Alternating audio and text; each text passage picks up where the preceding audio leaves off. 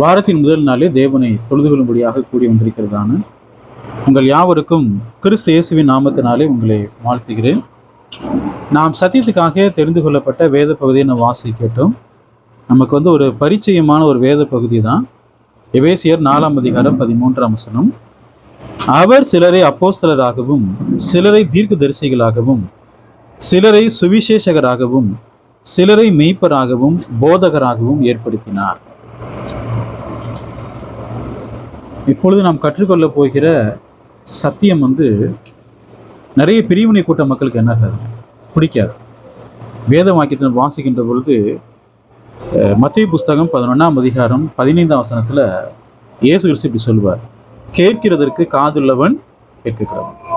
பாருங்க, நம்ம சத்தியத்தை போதிக்க முடியும், வசனத்தை நம்ம ஆதாரம் என்ன செய்ய முடியும்னா காட்ட முடியும். அப்ப இயேசு என்ன சொல்லுவார்னா, கேட்கிறதற்கு காதுள்ளவன் கேட்கிறவன். அப்ப யாருக்கு ஆவிக்குரிய காதுகள் இருக்கிறதோ அவர்கள் என்ன செய்வாங்கன்னா இந்த சத்தியத்தை என்ன பண்ணுவாங்க, ஏற்றுக்கொள்வாங்க. இல்லைங்களா?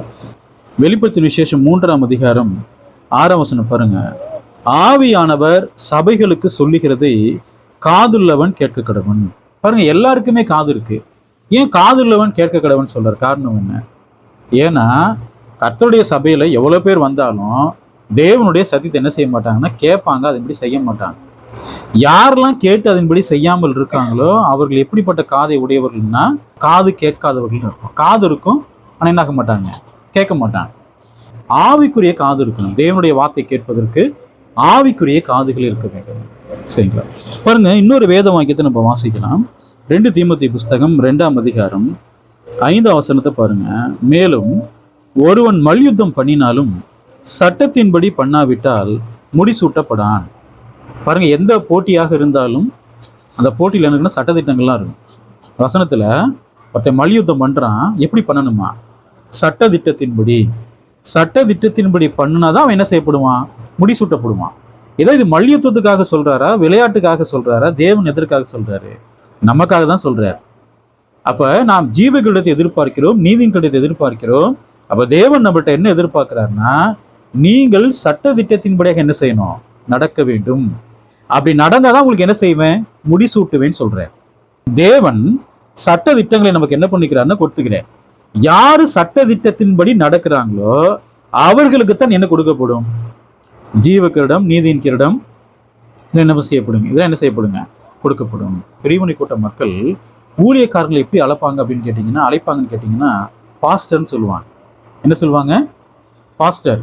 எங்க பாஸ்டர் வர்றாரு, எங்க பாஸ்டர் போறாரு, எங்க பாஸ்டர் போதிக்கிறாருலாம் சொல்லுவாங்க. பாஸ்டர் அப்படின்னா அவர் வரைமுறை வச்சுக்கிறான். அவர் எப்படி இருக்கணும், ஒயிட் அண்ட் ஒயிட் போட்டிருக்கணும், மீசை என்ன பண்ணிருக்கணுங்க, மலிச்சிருக்கணும், கையில பைபிள் வச்சுக்கணும். சரிங்களா? பாருங்க, முடியை நல்லா ட்ரிம் பண்ணியிருக்கணும். அப்ப அப்படி ஒருத்தர் வர்றாருன்னா உடனே என்ன சொல்லுவாங்க, பாஸ்டர் அப்படின்வாங்க. சட்டத்தின்படி பண்ணாதான் முடிசூட்டப்படுவான்ற. முதல்ல பாஸ்டர் என்பதற்கான அர்த்தத்தை நாம் என்ன செஞ்சுக்கணுங்க, தெரிந்து கொள்ள வேண்டும். அப்ப கர்த்தருடைய சபையிலே ஊழியம் செய்யக்கூடிய எல்லாருமே பாஸ்டரா? எல்லாருமே பாஸ்டர். அப்ப யாராவது ஒருத்தர் பைபிளை தூக்கிட்டு வந்தான்னு உடனே சொல்லிடுறாங்க பாஸ்டர்ன்றாங்க. முதல்ல பாஸ்டர்னா என்னன்னு நம்ம பார்க்கணும், பாஸ்டருக்கான தகுதிகள்னு நம்ம பார்க்கணும். அப்ப யார் தேவன் சொன்ன தகுதியின்படி யார் இருக்கிறாங்களோ அவங்க தான் யாரு, பாஸ்டர், பாஸ்டர்ஸ். சரிங்களா? எபேசியர் புஸ்தகம் 4ஆம் அதிகாரம் 13ஆம் வசனத்துல அவர் சிலரை அப்போஸ்தலராகவும், எல்லாருமே அப்போஸ்தலர்கள, சிலர் தான் அப்போஸ்தலர். இயேசு கிறிஸ்து யாரை தெரிந்தெடுத்திருக்கிறாரோ, தேவன் யாரை அப்போஸ்தலர் அழைச்சுக்கிறாரோ அவங்க தான் அப்போஸ்தலர். சிலரை தீர்க்கதரிசிகளாகவும், எல்லாருமே தீர்க்கதரிசிகளா? இல்ல, சிலரை தீர்க்கதரிசிகளாகவும் சிலரை சுவிசேஷகராகவும், எல்லாருமே சுவிசேஷகரா? இல்ல. சிலரை மெய்ப்பராகவும், அப்ப எல்லாருமே மெய்ப்பரா? இல்ல. சிலரை பாருங்க, சிலரை போதகராகவும், எல்லாருமே போதகரா? இல்ல. இந்த மெய்ப்பர்ன்னு சொல்றாரு இல்லைங்களா, அந்த மெய்ப்பர்ன்ற வார்த்தை ஆங்கிலத்தில் எப்படி இருக்குன்னா பாஸ்டர்ஸ்ன்றது. பாஸ்டர்ஸ் அப்படின்னு அர்த்தம், மெய்ப்பர்கள், மூப்பர்கள். பைபிள்ல பாஸ்டர்ன்ற வார்த்தை பன்மையில தான் பயன்படுத்தப்படுது. பன்மையில இந்த இடத்துல தான் பாஸ்டர்ஸ் பயன்படுத்தப்படுது. பாஸ்டர்னா என்ன அர்த்தம்னா மெய்ப்பன் அர்த்தம். அந்த பாஸ்டர் சிங்குலர் வேர்டு இருக்கு இல்லைங்களா, ஒருமை வார்த்தை, அது யாருக்கு மாத்திரம் பயன்படுத்தப்படுதுன்னா நம்முடைய கர்த்தராகிய இயேசு கிறிஸ்துவுக்கு மாத்திரம் தான் பாஸ்டர் அப்படிங்கிற வார்த்தை பயன்படுத்தப்படுது. அப்ப சிலரை அவர் என்ன பண்ணிக்க பாருங்க, மெய்ப்பர் சொல்ல பாருங்க, மெய்ப்பர் அல்ல மெய்ப்பர்கள், சிலரை மெய்ப்பர்களாகவும் என்ன பண்ணிக்கிறாருங்க, ஏற்படுத்திக்கிறார். இந்த பாஸ்டர்ன்ற வார்த்தை இருக்கு இல்லைங்களா, அது கிரீக்ல வந்து பாத்தீங்கன்னா அதற்கான நம்பர் என்னன்னா 4166. 4166 ஷெப்பர்ட்னு சொல்லுவாங்க, மெய்ப்பர்கள். அப்ப எல்லாருமே மெய்ப்பர்களா? நல்லா கவனிங்க. அந்த பாஸ்டர் ஷெப்பர்ட்ன்ற வார்த்தை வந்து இயேசு கிறிஸ்துவுக்கு மாத்திரம் தான் ஒருமையில பயன்படுத்தப்பட்டிருக்கு. மற்றபடி சபைக்கு பயன்படுத்தும் போது இந்த இடத்துல ஒரே ஒரு இடத்துல தான் வந்திருக்குது, பன்மையில வந்திருக்குது, மெய்ப்பர்கள். ஒரு வேத வாக்கியத்தை வாசிக்கலாம். லூக்கா புஸ்தகம் 2ஆம் அதிகாரம் 8ஆம் வசனம் பாருங்க. அப்பொழுது அந்த நாட்டிலே மெய்ப்பர்கள் வயல்வெளியில் தங்கி ராத்திரியிலே தங்கள் மந்தையை காத்து கொண்டிருந்தார்கள். மந்தையை காத்து கொண்டிருந்தார்கள்.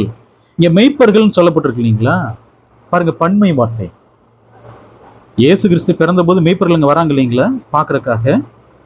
அப்ப மெய்ப்பர்கள், மெய்ப்பன் அல்ல மெய்ப்பர்கள், சரிங்களா?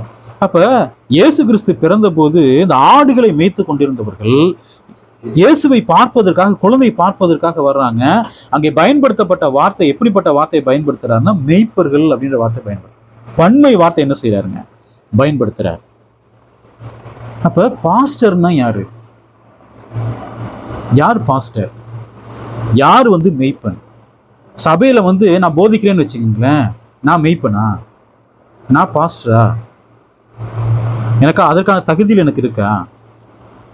பாருங்க, கர்த்தருடைய சபையிலே, கிறிஸ்துவின் சபையிலே எந்த ஊழியக்காரர்களும் தங்களை என்ன சொல்லிக்க மாட்டாங்க, பாஸ்டர்ன்னு சொல்லிக்க மாட்டாங்க. சில ஊழியக்காரங்க அவங்களும் தளர்த்தப்பட்ட கொள்கையாளர்கள் என்ன சொல்லிக்குவாங்க, தங்களை பாஸ்டர்ன்னு சொல்லிக்குவாங்க. ஆனால் தேவனுடைய சத்தியத்தை அறிந்து உணர்ந்து கொண்டவர்கள் தங்களை என்ன சொல்லிக்க மாட்டாங்க, பாஸ்டர் அப்படின்னு சொல்லிக்க மாட்டாங்க, மெய்ப்பன் சொல்லிக்க மாட்டாங்க. ஏன்னா கிறிஸ்து ஒருத்தர் தான் என்னவா இருக்கிறாருங்க, அவர் தான் பாஸ்டர் இருக்கிறார். பாருங்க, வசனத்தை வாசிக்கலாம். மத்தேயு புஸ்தகம் 26ஆம் அதிகாரம், மன்னிக்கணும், மத்தேயு புஸ்தகம் 9ஆம் அதிகாரம் 36ஆம் வசனம் பாருங்க. அவர் திரளான ஜனங்களை கண்டபோது அவர்கள் மெய்ப்பன் இல்லாத ஆடுகளைப் போல தொய்ந்து போனவர்களும்.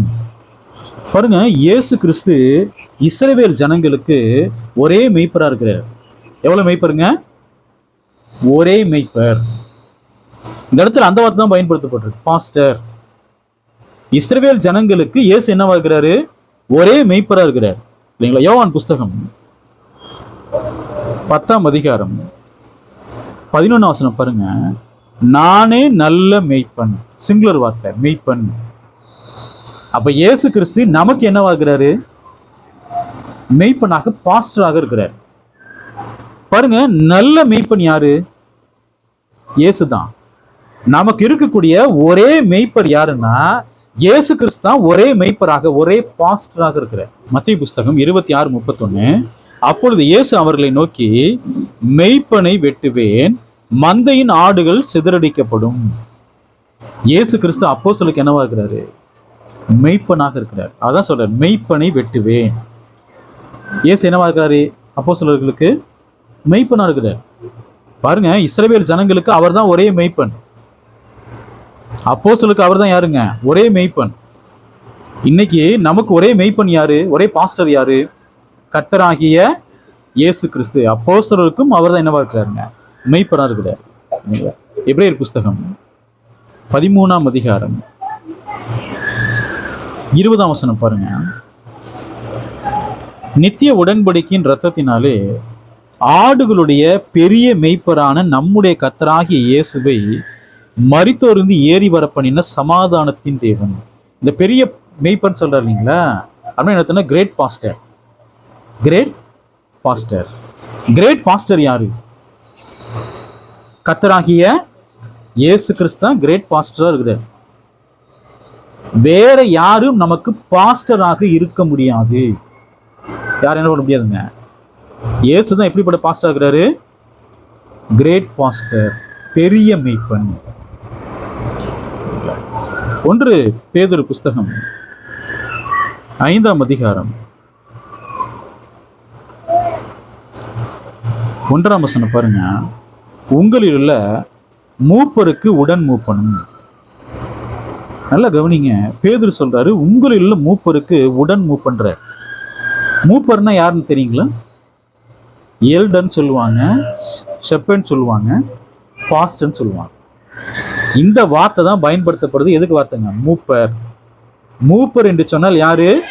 மெய்ப்பன். என்னென்ன வார்த்தை பயன்படுத்துவாங்க? பாஸ்டர் வார்த்தை பயன்படுத்துவாங்க, பிஷப்னு பயன்படுத்துவாங்க, ஷெப்பர்ன்ற வார்த்தையை பயன்படுத்துவாங்க, ஓவர்சீர் அப்படின்ற வார்த்தை என்ன செய்வாங்க? இது எல்லாமே ஒரே பொறுப்பை கொடுக்கக்கூடிய வார்த்தைகள். அப்ப பேதுரு சொல்றாரு உங்களில் மூப்பருக்கு உடன் மூப்பன்ற. பேதுரு யாரா இருக்கிறாரு? மூப்பராக இருக்கிறார். பாருங்க 1 பேதுரு 5ஆம் அதிகாரம் 4ஆம் வசனத்தை பாருங்க. அப்படி செய்தால் பிரதான மேய்ப்பர் வெளிப்படும் போது மகிமையுள்ள வாடாத கிரீடத்தை பெறுவீர்கள். அப்ப கர்த்தருடைய சபையில யார் இருக்காங்கன்னா மூப்பர்கள் இருக்கிறார்கள். அந்த மூப்பர்களுக்கு பிரதான மூப்பர் யாரு? இயேசு கிறிஸ்து. பாஸ்டர்கள்லாம் ஹெட் யாருங்க? இயேசு கிறிஸ்து தான். நிறைய பேர் சொல்லுவாங்க என்னோட சீஃப் பாஸ்டர் எங்க இருக்கிறாருன்னா இந்த ஊர்ல இருக்கிறாரு, இந்த தேசத்துல இருக்கிறாருன்னு வாங்க. மூப்பர்களுக்கு சீஃப் பாஸ்டர் யாரு அப்படின்னு கேட்டீங்கன்னா கர்த்தராகிய பிரதான மெய்ப்பர். பிரதான பாஸ்டர் யாருங்க? கர்த்தராகிய இயேசு கிறிஸ்து. தான் சொல்றாரு பிரதான மெய்ப்பர் வெளிப்படும் போது மகிமையுள்ள வாடாத கிரீடத்தை பெறுவீர்கள். பாருங்க இன்றைக்கு கர்த்தருடைய சபையில மெய்ப்பர்கள் இருக்கிறாங்க. மெய்ப்பர்ல யார் இருக்காங்க? மெய்ப்பர்கள், பாஸ்டர்ஸ் இருக்காங்க. யாரெல்லாம் தங்களை பாஸ்டர்னு அழைச்சுக்கிறாங்களோ அவர்களுக்கான தகுதி கீழே கொடுக்கப்பட்டிருக்கு வசனத்துல. அதை பார்த்து நம்ம என்ன செய்ய போறோம்? நம்ம கத்துக்க போறோம். அப்ப எல்லா பாஸ்டருக்கும் பிரதான பாஸ்டர் யாரு? கர்த்தராகிய. அப்ப யார் ஒருவரும் தன்னை சீஃப் பாஸ்டர் சொல்லிக்கலாமா பிரதான பாஸ்டர்னு? அப்படிலாம் சொல்லிக்க முடியாது இல்லைங்களா? பாருங்க அப்போஸ்தலனாகிய போறாருன்னா அவர் மெய்ப்பரா இருக்கிறார், பாஸ்டரா இருக்கிறார். அவருக்கு மேல யார் தான் இருக்கிறார்? இயேசு கிறிஸ்து தான் இருக்கிறார். 1 பேதுரு புஸ்தகம் 2ஆம் அதிகாரம் 25ஆம் வசனம் பாருங்க. சிதறுண்ட ஆடுகளைப் போல் இருந்தீர்கள், இப்பொழுதோ உங்கள் ஆத்துமாக்களுக்கு மெய்ப்பரும் கண்காணியுமானவரிடத்தில் திருப்பப்பட்டிருக்கிறீர்கள். அப்ப நம்முடைய கர்த்தராகிய இயேசு கிறிஸ்து நம்முடைய ஆத்மாவுக்கு என்னவா இருக்கிறாருங்க? கண்காணியாக இருக்கிறாரு. கண்காணி அர்த்தம் தெரியுங்களா? பிஷப்னு அர்த்தம். எல்லாம் ஒரே பொறுப்பு தான். பிஷப் என்று சொன்னாலும் சரி, பாஸ்டர் என்று சொன்னாலும் சரி, ஓவர்சீர் என்று சொன்னாலும் சரி, எல்லாமே எப்படிப்பட்ட பொறுப்பு தாங்க? ஒரே பொறுப்பு தான். அப்ப எல்லா ஆத்துமாக்களுக்கும் கண்காணி யாரு? கர்த்தராகிய இயேசு கிறிஸ்து. உங்கள் ஆத்துமாக்களுக்கு மெய்ப்பரும் கண்காணியும். இந்த கண்காணிக்கிற வார்த்தை என்ன பயன்படுத்தப்பட்டிருக்குன்னா பிஷப்னு பயன்படுத்தப்பட்டிருக்கு. சரிங்களா? அப்ப கண்காணி யாரு? எல்லா ஆத்துமாக்களுக்கும் கர்த்தராகிய இயேசு கிறிஸ்து. எல்லா ஆத்துமாக்களுக்கும் மெய்ப்பர் யாரு? கர்த்தராகிய. எப்படிப்பட்ட மெய்ப்பருங்க? பிரதான மெய்ப்பர். மத்தேயு புஸ்தகம் 25ஆம் அதிகாரம் 32ஆம் வசனம் பாருங்க. அப்பொழுது சகல ஜனங்களும் அவருக்கு முன்பாக சேர்க்கப்படுவார்கள். மெய்ப்பனானவன் செம்மறி ஆடுகளையும் வெள்ளாடுகளையும் வெவ்வேறாக பிரிக்கிறது போல அவர்களை அவர் பிரித்து. பாருங்க, நியாய தீர்ப்பின் நாள்ல எல்லாருமே கர்த்தருடைய பிள்ளைகள், விசுவாசிகள், ஊழியக்காரவங்க, மூப்பர்கள், உதவிக்காரர்கள் எல்லாருமே எங்க போய் நிற்பாங்க? பிரதான மேய்ப்பருக்கு முன்பாக என்ன செய்வாங்க? நியாய தீர்ப்பை பெற்றுக்கொள்ளும்படியாக அவருக்கு முன்பதாக போய் நிற்பாங்க. அதனாலதான் அவர் எப்படிப்பட்ட மெய்ப்பரா இருக்கிறாரு? பிரதான மெய்ப்பர். பிரதான மெய்ப்பர். சரிங்களா? அப்போஸ்தலர் 20ஆம் அதிகாரம் 17ஆம் வசனத்தை பாருங்க. மிலேத்துவிலிருந்து அவன் எபேசுவுக்கு ஆள் அனுப்பி சபையின் மூப்பரை வரவழைத்தான். இந்த மூப்பர்ன்ற வார்த்தை இருக்கு இல்லைங்களா? ஆங்கிலத்தில் பார்த்தீங்கன்னா எல்டர்ஸ்ன்னு இருக்கும். அதாவது மூப்பர்கள் பன்மையில தான் இருக்கும். எபேசு சபையிலிருந்து யார் அப்போஸ்தலனாகிய பவுல் வரவழைக்கிறாருன்னா சபையினுடைய மூப்பர்கள் என்ன செய்யறாருங்க? வரவழைக்கிறார். இல்லைங்களா? அவங்கள பத்தி பேசும்போது அப்போஸ்தலர் 20:28 பாருங்க. ஆகையால் உங்களை குறித்தும் தேவன் தம்முடைய சுய இரத்தத்தினாலே சம்பாதித்து கொண்ட தமது சபையை மீட்பதற்கு பரிசுத்த ஆவி உங்களை கண்காணிகளாக வைத்த மந்தை முழுவதையும் குறித்து எச்சரிக்கையாய் இருங்கள்.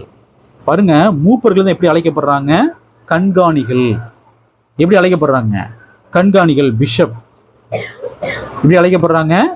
பிஷப். இன்னைக்கு நிறைய பிஷப்லாம் இருக்கிறாங்க. பிரிவினை கூட்ட மக்கள் நிறைய பிஷப்லாம் இருக்கிறாங்க. சரி, பிஷப்னா யாரு? கண்காணி. அவங்களுக்கான பொறுப்புகள் என்ன? யார் பிஷப்பாக இருக்க முடியும்? எல்லாருமே பிஷப் ஆக முடியுமா? எல்லாருமே மூப்பராக முடியுமா? எல்லாருமே எல்டர் ஆக முடியுமா? 1 தீமோத்தேயு புஸ்தகம் 3ஆம் அதிகாரம் 1ஆம் வசனம் பாருங்க. கண்காணிப்பை விரும்புகிறவன் நல்ல வேலையை விரும்புகிறான். இது உண்மையான வார்த்தை.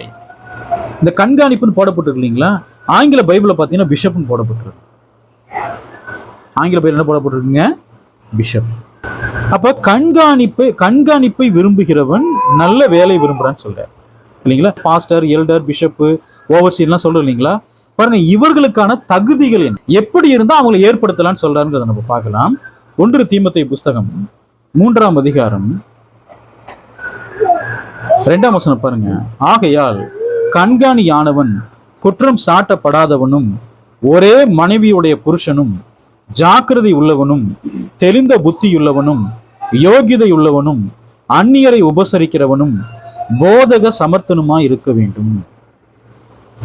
பாருங்க, பாஸ்டர் சொன்னாலும் சரி, பிஷப்னு சொன்னாலும் சரி, எந்த ஒரு வார்த்தை சொன்னாலும் சரி, அவர்களுக்கான தகுதியை 1 தீமோத்தேயு 3ஆம் அதிகாரம் 1-7 வரைக்கும் சொல்றார். யார் அப்படி இருக்கிறாங்களோ அவர்கள் தான் சபையின் மூலமாக என்ன செய்யப்படணும்? மூப்பர்களாக, பிஷப்பாக, பாஸ்டராக ஏற்படுத்தப்பட வேண்டும். இப்போ நான் இந்த சபையில் நான் என்னவா இருக்கிறேன்னா ஊழியக்காரராக இருக்கிறேன். ஊழியக்காரன், கர்த்தருடைய வேலை செய்யக்கூடிய ஊழியக்காரன். அப்ப இந்த சபையில நான் யாரை ஏற்படுத்துறேன்னா மூப்பர்களை ஏற்படுத்துறேன். அந்த மூப்பர்களை நான் ஏற்படுத்த முடியாது. அந்த மூப்பர்களை யார் ஏற்படுத்தினா சபை என்ன பண்ணணுங்க? மூப்பர்களை ஏற்படுத்த வேண்டும். அந்த மூப்பர்கள் தான் எப்படி அழைக்கப்படுவாங்கன்னா பாஸ்டர்ஸ் அழைக்கப்படுவாங்க, மெய்ப்பர்கள் அழைக்கப்படுவாங்க. அவங்களுக்கான தகுதி தான் சொல்றாரு. என்ன சொல்றாரு? கண்காணியானவன், பாஸ்டர் எப்படி இருக்கணும்னா குற்றம் சாட்டப்படாதவனா இருக்கணும். ஒரே மனைவியுடைய, எத்தனை பேருக்கு இன்னைக்கு பாஸ்டருக்கு தகுதி இருக்குது? ஒரே மனைவியுடைய புருஷன். 2வது ஜாக்கிரதை உள்ளவன்.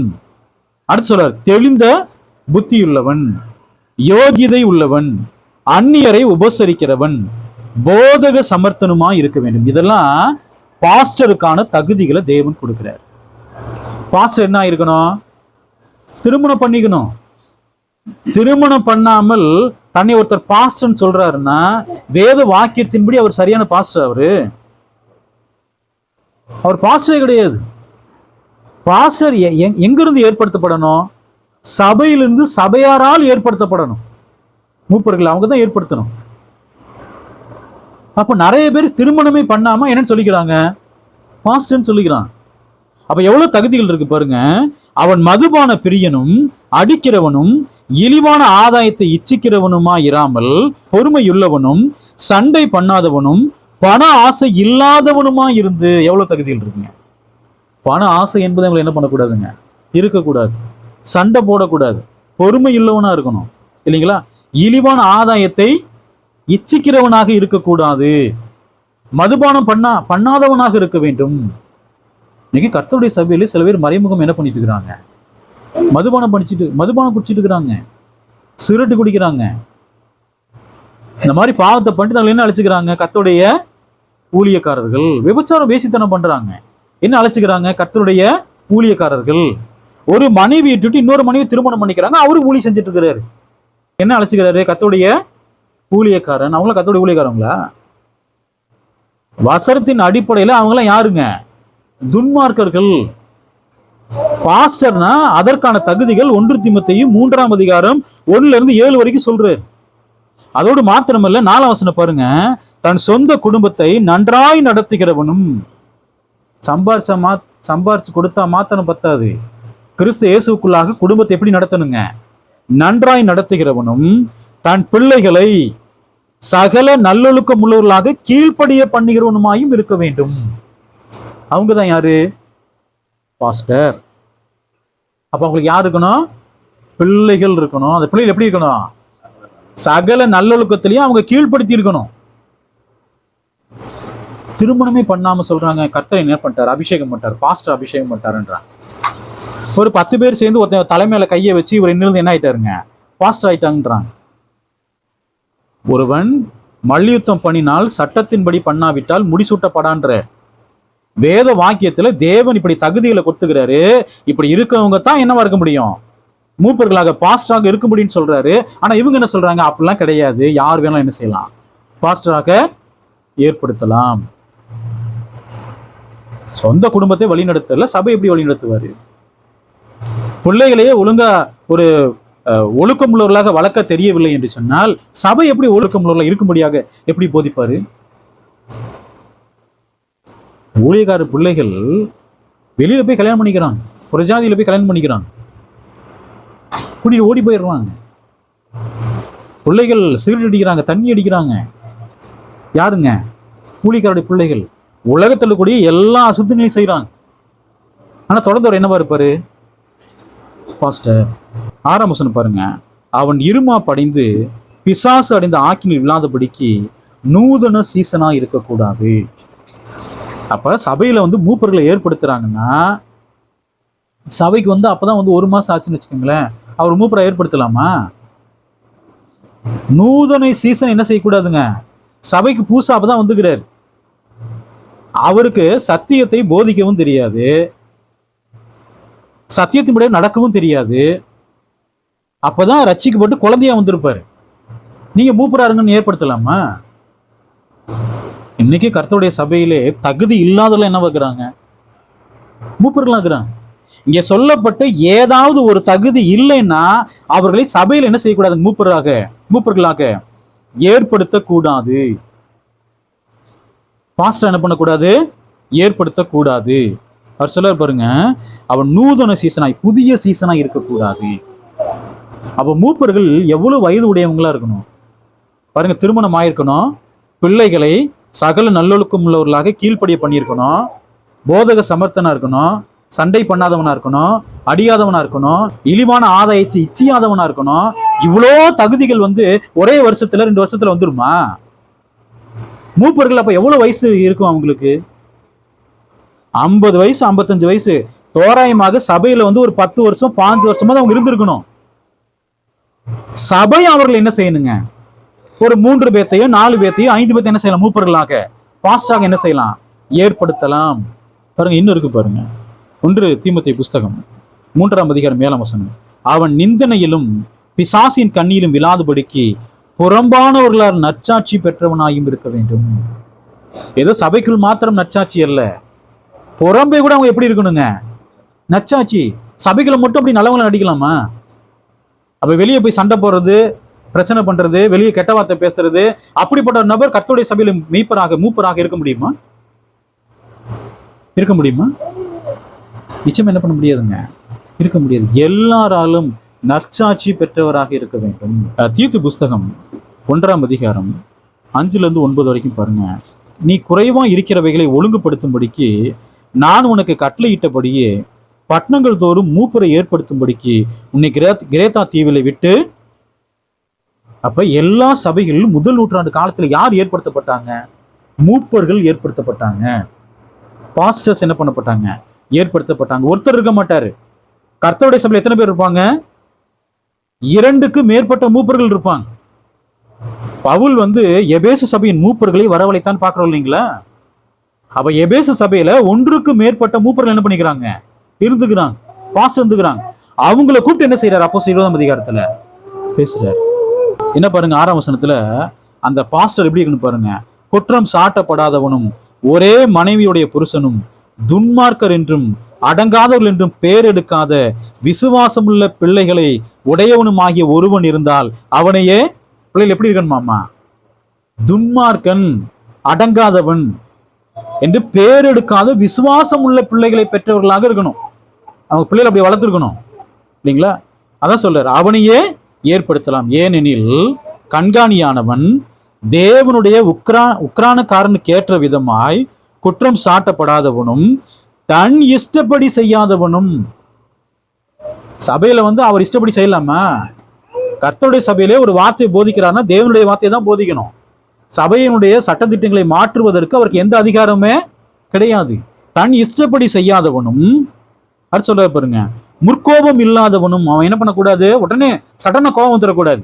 முற்கோபம் இல்லாதவனும், மதுபான பிரியம் இல்லாதவனும், அடியாதவனும், இழிவான ஆதாயத்தை இச்சியாதவனும்.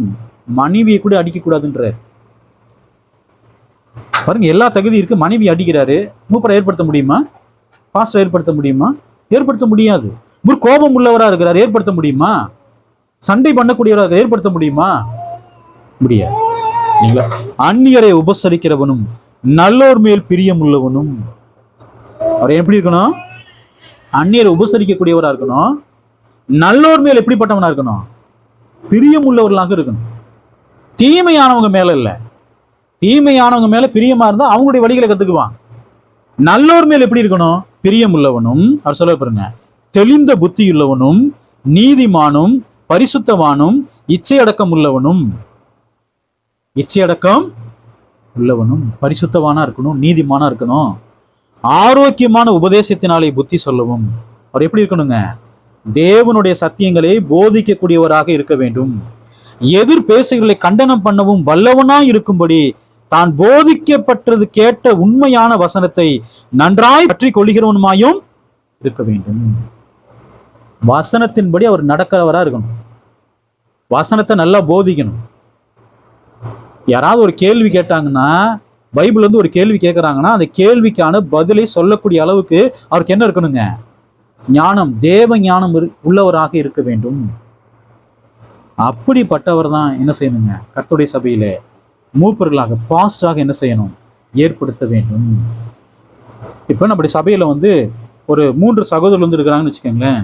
அவங்க இந்த வசனத்தின் அடிப்படையில் அவர்கள் தேவன் சொன்ன மாதிரி அவங்க இருக்கிறாங்கன்னா சபையில் என்ன செய்ய முடியும்? 3 பேர்த்த மூப்பர்களாக ஏற்படுத்தலாம்.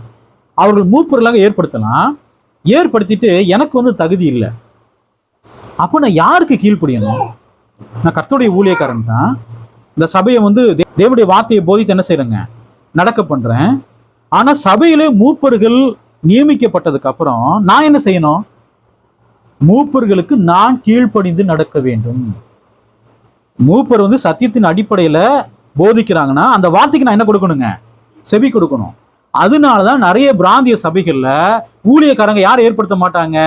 மூப்பர்களை, பாஸ்டரை ஏற்படுத்த மாட்டார்கள். ஏன்னா பாஸ்டருக்கு அவங்க என்ன பண்ணணுங்க? கீழ்ப்படிந்து நடக்கணும். ஏன்னா அவங்க நடக்க மாட்டாங்க. பாஸ்டருக்கான தகுதி அவருக்கு இருக்காது, ஊழியக்காரருக்கு இருக்காது. விசுவாசிகளுக்கு அந்த தகுதி இருந்தாலும் என்ன செய்ய மாட்டாங்க?